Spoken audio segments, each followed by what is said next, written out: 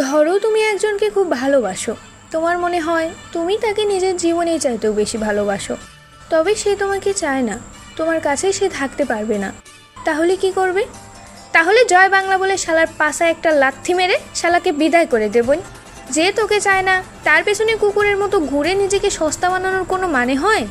ওইসব ভালোবাসা বালের বাসা বলতে কচু হয়। আবেগের বয়সটা শেষ হয়ে গেলে দেখবি নিজের কাছেই নিজেকে বলদা মনে হচ্ছে।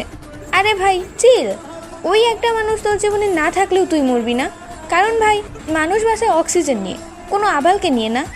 ভালোবাসা সেখানেই থাকে যেখানে সম্মান থাকে। নিজের সম্মান যেখানে খোয়াতে হয়, ওইটা কোন ধরনের বালের বাসা? এই বালের বাসা কাউয়ার বাসার পেছনে না ছুটে নিজের পেছনে সময় দে। ওইসব বালছাল হলো গিয়ে ভাষাপানা, কত আসবে কত যাবে, একটাকে নিয়ে পড়ে থাকলে চলবে? আর যে মানুষটা তোর কাছে থাকতেই চায় না, ওই হারামজাদার পেছনে তোর মূল্যবান সময় নষ্ট করার চাইতে আমার ব্যাংমার্কা ভয়েসের ভিডিও দেখে নিজের সময়গুলো নষ্ট কর। কারণ আমি তো আর ওই আবালদের মতো তোকে কাঁদাবো না।